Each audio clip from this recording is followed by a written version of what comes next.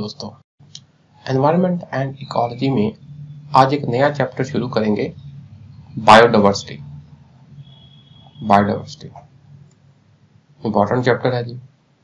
Bio का मतलब life, diversity का मतलब विभिन्नता, वेरिएबिलिटी। बस जितने जीव जंतुओं की विभिन्नता है, वेरिएबिलिटी है, डाइवर्सिटी है, उसे बायोडाइवर्सिटी कह देते हैं। बायोडाइवर्सिटी इज द डाइवर्सिटी और variability of all living organisms. इन सबकी वेरिएबिलिटी, किसकी? सभी लिविंग ऑर्गेनिज्म की।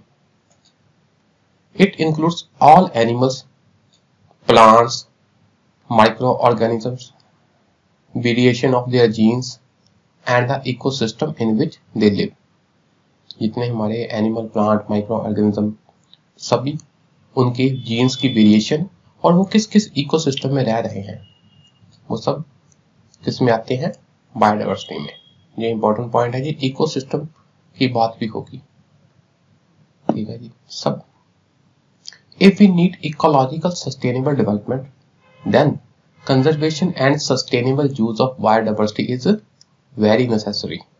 सस्टेनेबल डेवलपमेंट के लिए हमारी बायोडाइवर्सिटी की कंजर्वेशन और सस्टेनेबल यूज बहुत जरूरी होता है। ऐसा ना हो कि हम जरूरत से ज्यादा इसको एक्सप्लॉइट कर दें डेवलपमेंट के चक्कर में। Biodiversity constitutes the base of a healthy ecosystem. जितना अधिक बायोडाइवर्सिटी होगी उतना हेल्दी इकोसिस्टम होगा। Diversity of an ecosystem makes it more resilient to adverse effects. मान लो कुछ एडवर्स इफेक्ट आ गए तो उससे ये फिर उबर जाती है, सिस्टम फिर उबर जाता है, इकोसिस्टम फिर उबर जाता है अगर हमारे पास बायोडाइवर्सिटी है।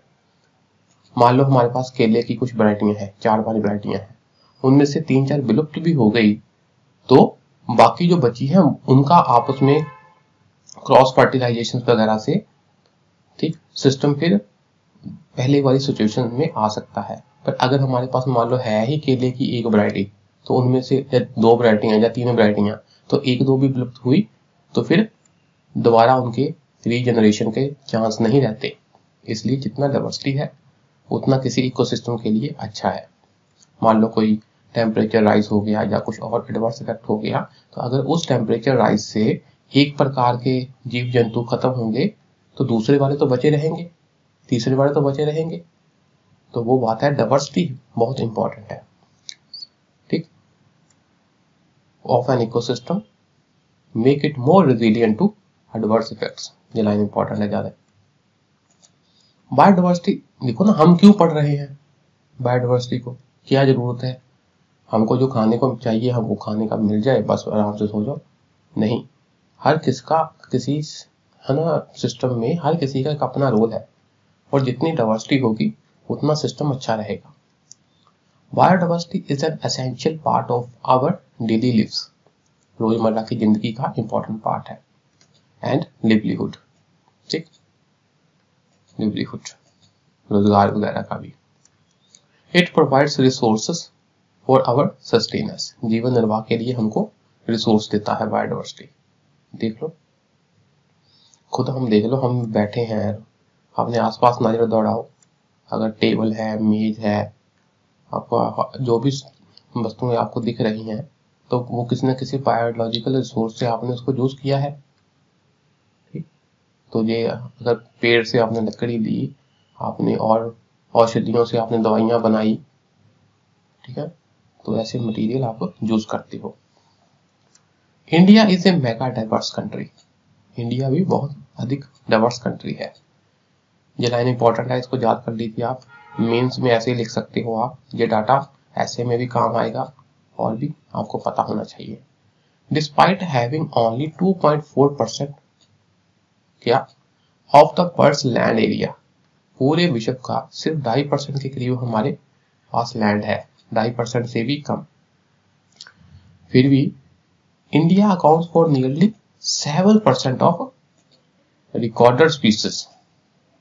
जितनी जीव जंतु हैं उनका 7% हमारे इंडिया में पाया जाता है, सिर्फ 2.5% लैंड पर ही, 2.5% एरिया पर ही, और sports almost 18% of human population. तकरीबन 18% ह्यूमन पॉपुलेशन को इंडिया में रहती है। ये डाटा इंपॉर्टेंट है। 2.5% जमीन पर 7% रिकॉर्डेड स्पीसीज है और 18% ह्यूमन पॉपुलेशन इंडिया में रहती है। ये बात है, बहुत इंपॉर्टेंट है। आगे बात आती है जी, there are 3 levels of biodiversity. Biodiversity के 3 लेवल होते हैं, जेनेटिक, स्पीसीज और इकोसिस्टम। जेनेटिक को वैसे समझ ले पहले। जेनेटिक डाइवर्सिटी, जैसे इंसान है, इंसान एक प्रकार का एक जीव है। अब इंसान के आगे जेनेटिक डाइवर्सिटी के कारण कोई गोरा होता है, कोई काला होता है, कोई सांवला होता है, कोई भूरे कलर वाला होता है, कोई मंगोलॉइड होता है, कोई नीग्रो होता है, ठीक। किसी की हाइट अधिक होती है, कोई छोटे होते हैं, ठीक। तो उस प्रकार से इंसान की वेरिएशन होती है उनकी जीन्स की वेरिएशन से। अब जीन्स क्या होती हैं, आप ये समझ लो कि हमारे जो बॉडी में जो सेल होते हैं, सेल का न्यूक्लियस में कुछ ऐसा मटेरियल होता है जो हमारी प्रॉपर्टियां डिसाइड करता है, ठीक। उसे जीन्स वगैरह कह देते हैं, जीन। अधिक हम डीप नहीं जाएंगे। It concerns with the variation of genes within a particular species. एक स्पीसीज कैसे है, जैसे इंसान है, उसके अंदर जीन्स की कितनी वेरिएशन है उसे कह देते हैं genetic diversity. For example, we have a species of human. जो ह्यूमन है, हम इंसान है, वो एक स्पीसीज होगी। Due to genetic variations among humans, different humans have different skin colour. Genetic variation के कारण क्या होता है, उनके चमड़ी का कलर अलग अलग होता है। मैंने बताया, कोई काला, कोई गोरा, कोई सांवला। उनके हेयर कलर अलग अलग होते हैं, ब्लड टाइप अलग होते हैं, उनकी हाइट वगैरह अलग अलग होती है। ये क्यों होती है, जेनेटिक वेरिएशन के कारण। तो genetic variation give us beautiful butterflies. जैसे तितलियां हैं, अब तितली एक प्रकार की जीव है, स्पीसीज है। अब उसके अंदर जेनेटिक वेरिएशन के कारण तितलियों की कितनी वैरायटियां हो जाती हैं। इसी प्रकार कोरल की कितनी वैरायटियां हो जाती हैं। तो ये उनको क्या करते हैं, ब्यूटीफुल कलर्स देते हैं। डिफरेंट वैरायटीज ऑफ रोजेस होती हैं, गुलाब की कितनी वैरायटियां हैं, कोई गुलाबी है, कोई सफेद है, संतरी है, तो कोई डार्क पिंक है, तो आजकल तो नीला गुलाब भी बना लिया है, ठीक। ऐसे ऐसे कई वैरायटियां होती हैं जेनेटिक वेरिएशन के कारण, ठीक है जी। This diversity is manifestation of adaptation as per the different environmental changes. तो बाहर के एनवायरमेंट के चेंजेस के कारण इंसान ने अडेप्ट कर दिया, अपने आप को अनुकूल बना लिया। अब जैसे देखो, जो तो भूमध्य रेखा के पास रहते हैं, तो वहां पर सूरज की किरणें ज्यादा स्ट्रॉन्ग पड़ती हैं, सीधी पड़ती हैं। तो उससे बचने के लिए वहां के जो जीव जंतु हैं, जैसे इंसान है, वो सांवले कलर के हो जाते हैं। उनकी शरीर के ऊपर मेलानिन की परत चढ़ जाती है कुदरती रूप से। तो वो इसलिए काले हैं कुदरती रूप से कि उनकी जीन्स उस हिसाब से अडेप्ट हो सके, ताकि उनको सूरज की किरणें हानि ना पहुंचाए अधिक। तो उसी प्रकार भूमध्य रेखा इक्वेटर से जैसे जैसे हम दूर जाएंगे, जैसे आप देख लो बर्फीले एरिया की तरफ, इंग्लैंड की तरफ चल जाओ, यूरोप की तरफ चल जाओ, वहां ठंडे एरिया है, ठंडे देश हैं, तो वहां पर क्या है, लोग गोरे पाए जाते हैं, ऊपर मेलानिन की परत कम है उनके, ठीक। तो इस हिसाब से कुदरत के हिसाब से अपने आप को अडेप्ट कर लिया है जेनेटिक वेरिएशन के कारण, ठीक। Thus, genetic diversity ensures that some species survive drastic changes. ये drastic changes है एटमॉस्फेयर की, एनवायरनमेंट की, उसको हम सह सके। And as a result they carry on desirable genes. तो उनके जो जीन है वो नेक्स्ट जनरेशन को चले जाते हैं, और उनके फिजिकल फीचर्स भी, उनके भी और भी बॉडी की फीचर वैसी रहती है जीन के हिसाब से। In this way survival of the individual ensures the survival of the ecosystem. तो जब इंडिविजुअल सर्वाइव करेंगे तो पूरा इकोसिस्टम भी सर्वाइव करेगा। तो ओवरऑल सिस्टम क्या है हमारा, अच्छा बन जाएगा। किसके कारण, जेनेटिक डाइवर्सिटी के कारण, ठीक है जी। आगे आती है जी स्पीसीज डाइवर्सिटी। जैसे इंसान है, वो एक स्पीसीज है, ठीक। कोई कुत्ता है, कोई बिल्ली है, कोई घोड़ा है, हाथी है ना, ऐसी ये सारी क्या है, स्पीसीज है। It refers to different variety of the living organisms on the earth. Living organism कितने प्रकार के हैं उसे कहते हैं स्पीसीज डाइवर्सिटी।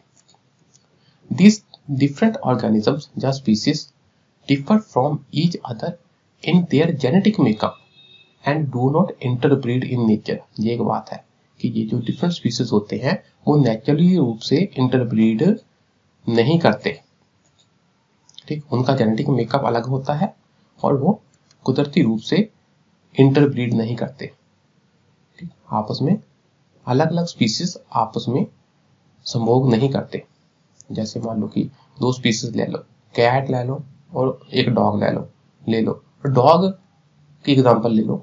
डॉग और कैट इनका आपस में इंटरब्रीडिंग नहीं होता नेचुरली इन नेचर में। For example human, dog, cat, horse etcetera closely related species have common hereditary species characteristics. ये जहां पर लाइन खत्म होती है, ओके, आगे आती है। देखो ना, स्पीसीज, ह्यूमन एक स्पीसीज होगी, डॉग एक स्पीसीज होगी, कैट एक स्पीसीज होगी, हॉर्स एक प्रकार की स्पीसीज होगी, ठीक। आगे इनकी जो डाइवर्सिटी होती है, जैसे कैट है, कैट की कितनी प्रकार की डाइवर्सिटी है, छोटी बड़ी कितनी प्रकार की कैट आती है, कुत्तों की वैरायटियां कितनी आ जाती हैं, तो वो क्या है इनकी जेनेटिक डाइवर्सिटी।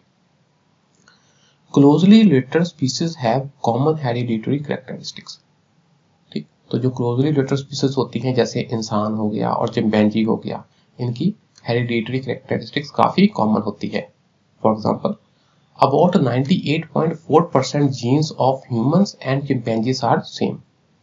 चिंपैंजी एक हो गई स्पीसीज, ह्यूमन एक प्रकार की स्पीसीज होगी, पर ये काफी क्लोजली रिलेटेड है, तो इनमें क्या है, हेरिडिटरी कैरेक्टरिस्टिक्स काफी कॉमन होती है और इनके 98.4 मोर देन 98% जीन क्या है, सेम होते हैं, एक चिंपैंजी के भी और एक ह्यूमन के भी। आप कह सकते हो एक की तकरीबन 1.5% जीन के डिफरेंस के कारण ही चिंपैंजी और ह्यूमन अलग अलग है, ठीक है जी। आगे बात आती है कम्युनिटी या इकोसिस्टम डाइवर्सिटी की। ये क्या होता है, it refers to different types of ecosystems. जितने डिफरेंट प्रकार के इकोसिस्टम है उसको कहते हैं इकोसिस्टम डाइवर्सिटी। उदाहरण देख लेते हैं। एग्जांपल्स इंक्लूड ग्रासलैंड इकोसिस्टम, ठीक, एक इकोसिस्टम है हमारे पास पूरा, जहां ग्रास है वहां पर एक इकोसिस्टम बना हुआ है, घास को कोई खाता है, उसको कोई खाता है, ऐसे जहां ग्रासेस होती हैं वहां का एक इकोसिस्टम हो जाएगा। वेटलैंड इकोसिस्टम, डेजर्ट वाला ecosystem, mangroves, tropical rain forest, coral, ये सारे क्या है अपने आप में इकोसिस्टम। तो इनकी कितनी वैरायटियां होगी देख लो, जहां पर घास है, जहां पर वेटलैंड है, जहां पर मैंग्रोव्स है, जहां पर ट्रॉपिकल रेन फॉरेस्ट है, ऐसे। तो ये इनकी डाइवर्सिटी को क्या कह देते हैं, इकोसिस्टम डाइवर्सिटी। ये भी सही है। As the environmental conditions change, जैसे जैसे एनवायरमेंट की कंडीशन चेंज होती जाती है, those species which adapt best to that environment becomes predominant, ठीक।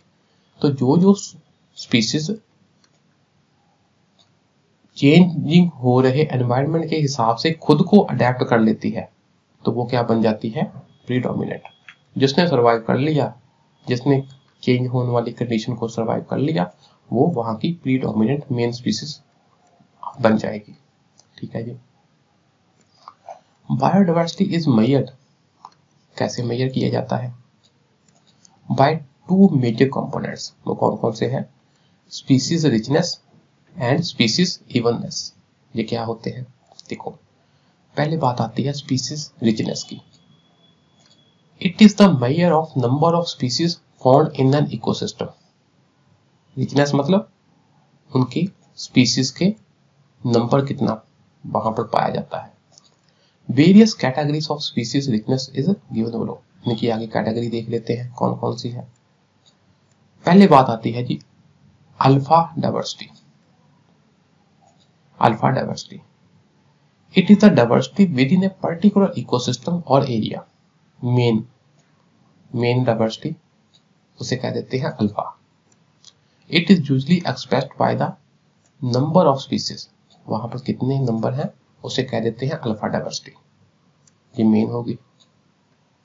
आगे देखते हैं जी, आगे आती है जी बीटा डाइवर्सिटी। बीटा डाइवर्सिटी ये क्या है? It is A comparison of diversity between different ecosystem. दो अलग अलग इकोसिस्टम का आपस में क्या हो जाता है? कंपैरिजन। उसे क्या देते हैं? Beta diversity. ठीक है जी। आगे आती है गामा डाइवर्सिटी। इसमें हम क्या देखते हैं? It is a measure of the overall diversity for the different ecosystems within a region. That is how many different ecosystems are there in an area. Simple हम कह लें कि एक एरिया में कितने प्रकार के इकोसिस्टम है,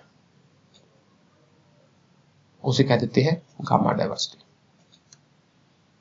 सिंपल हम अगर रिवाइज करें, अल्फा में एक इकोसिस्टम की बात होती है, बीटा में दो इकोसिस्टम का कंपेयर होता है, ठीक, और गामा में एक एरिया में कितने इकोसिस्टम है उसकी बात होती है। ओवरऑल डाइवर्सिटी कितनी है उस एरिया में डिफरेंट इकोसिस्टम की। इसको आपने ना बार बार पढ़ लेना है, समझ लेना है। आगे बात आती है जी स्पीशीज इवननेस की। इसका क्या मतलब हुआ? It measures the proportion of different species eight A given site. Proportion, proportion का मतलब क्या हुआ कि अगर 100 जीव जंतु है उसमें से हाथी कितने परसेंट है, हाथियों का क्या प्रपोर्शन है, इंसानों का क्या प्रपोर्शन है, बिल्लियों का, कैट का क्या प्रपोर्शन है, उस हिसाब से। For example, low evenness indicate that few species dominate the given region site. ठीक है ना, लो इवननेस। इवननेस का मतलब तो बराबर सा, ठीक, हर किसी का प्रपोर्शन अगर तो बराबर है तो ठीक है, अगर कम है तो इसका मतलब क्या है? लो इवननेस का मतलब क्या हुआ? Very few species dominate the given area. मतलब स्पीसीज की इवननेस कम है, कुछ ही स्पीसीज डोमिनेट है, उसे कह देते हैं लो इवननेस। स्पीसीज की इवननेस कम है। Biodiversity provides following different services for human beings. अब ह्यूमन को के लिए क्यों इंपॉर्टेंट है बायोडाइवर्सिटी, उससे हमको कौन कौन सी सर्विस मिलती है वो पढ़ लेते हैं। पहली है बायोलॉजिकल सर्विस। बायोलॉजिकल सर्विस मतलब biodiversity is a source of food, medicinal resources, ornamental plants, would, breeding stocks etcetera. देखो, उससे हमको फूड मिलता है, मेडिसिन जड़ी बूटियां मिलती हैं, सजावटी पौधे मिलते हैं, लकड़ी मिलती है, और ब्रीडिंग स्टॉक्स। ब्रीडिंग स्टॉक्स समझते हो? जैसे जो जीव जंतु हैं डिफरेंट प्रकार के होंगे, उनकी आपस की ब्रीडिंग से हमें क्या है और अच्छे प्रकार के हाइब्रिड एक जीव जंतु मिलने की संभावना रहेगी। तो ये सब क्या है? Biological services. आगे पढ़ते हैं जी इकोसिस्टम सर्विसेज। इकोसिस्टम सर्विस क्या होते हैं? Ecosystem service maintenance of ecosystem. Ecosystem के लिए बायोडाइवर्सिटी कैसे हेल्पफुल है? वो क्या करते हैं? किसी भी इकोसिस्टम की मेंटेनेंस करते हैं। ठीक है जी। Increase in resilience of ecosystem. अगर इकोसिस्टम में कुछ भी गड़बड़ी हुई तो दोबारा अपने आप को रेजिलियंट मतलब उसी सिचुएशन में दोबारा ले आना, वो भी बढ़ा देते हैं बायोडाइवर्सिटी के कारण। हमने पढ़ा भी कैसे जितनी अधिक डाइवर्सिटी होगी तो अगर एक दो स्पीसीज लॉस भी होगी तो फिर दोबारा उसके पैदा होने की संभावना रहती है। That is recovery from unpredictable events. ठीक, कुछ अनप्रडिक्टेबल इवेंट्स हो गया, खुदा न खास्ता टेम्परेचर बढ़ने के कारण एक दो प्रजातियां विलुप्त भी होगी तो फिर उनकी दोबारा पैदा होने के चांस रहते हैं अगर बायोडाइवर्सिटी है। जहां हम ऐसा कह लो कि जो विलुप्त हो गई है उसकी कमी दूसरे वाली प्रजातियां कर देंगे, ऐसा भी कर सकते हैं। Contributes towards stability of climate. Climate की स्टेबिलिटी में भी इनका योगदान है। Break down and absorption of pollution. Pollution को कम करने में भी सहायता मिलती है। न्यूट्रिएंट स्टोरेज, अपने आप में न्यूट्रिएंट को स्टोर करके रखते हैं, उसकी साइक्लिंग रिसाइकलिंग में भी हेल्प होती है। Formation and protection of soil, जैसे जहां पर आप देखो ना कि पेड़ पौधे होंगे वहां पर क्या है, सॉइल इरोजन कम होता है, ठीक है जी। Preservation of water resources, water resources की प्रिजर्वेशन करते हैं। जब बायोडाइवर्सिटी होगी, पेड़ पौधे क्या है अपनी जड़ों के साथ मिट्टी जोड़ के रखते हैं और धीरे धीरे पानी मिट्टी में जाता है और अंदर अंडरग्राउंड स्टोर रहता है, ठीक। और जैसे वेटलैंड है, वेटलैंड तो वैसे ही पानी को स्टोर करके रखता है, ठीक। तो ऐसे इकोसिस्टम जो है हमारे बायोडाइवर्सिटी है, ये हम सिस्टम को मेंटेन करने में बहुत इनका अपना एक योगदान है। इसके अलावा देखो सोशल सर्विस है, जैसे सर्विसेज सच एज टूरिज्म, जैसे पहाड़ों में लोग जाते हैं क्योंकि वहां नेचर की अपनी है, ब्यूटी है, डाइवर्सिटी है, ठीक। और रिक्रिएशन, हमको देखकर आनंद आता है। तो बायोडाइवर्सिटी के ऊपर हम उसका अध्ययन करते हैं, रिसर्च करते हैं, और कुछ लोग तो इसको पूजते भी हैं बायोडाइवर्सिटी को। जैसे आप देखो ना कि सैक्रेड ग्रुप्स होते हैं, पेड़ों के ऐसे संघने एरिया होते हैं, उसको पूजा जाता है कई कम्युनिटी के द्वारा। तो इसका अपना रिलीजियस और कल्चरल वैल्यू है। वैसे भी पेड़ों को पूजा जाता है, कई प्रकार के जीव जंतुओं को पूजा जाता है, बिश्नोई कम्युनिटी है जैसे। तो उस प्रकार से ना हम देखेंगे कि इनका सोशल सर्विस में भी इनका अपना योगदान है। इसको आपने ऊपर से ऐसे पढ़ लेना है, कुछ पॉइंट याद कर लेने हैं, ये जनरल सी बातें हैं। तो कहने का मतलब बायोडाइवर्सिटी हमारे लिए बहुत जरूरी है, ठीक है ना। तो आज के लिए इतना ही रखते हैं, बाकी नेक्स्ट क्लास में करते हैं। शुक्रिया, नमस्कार।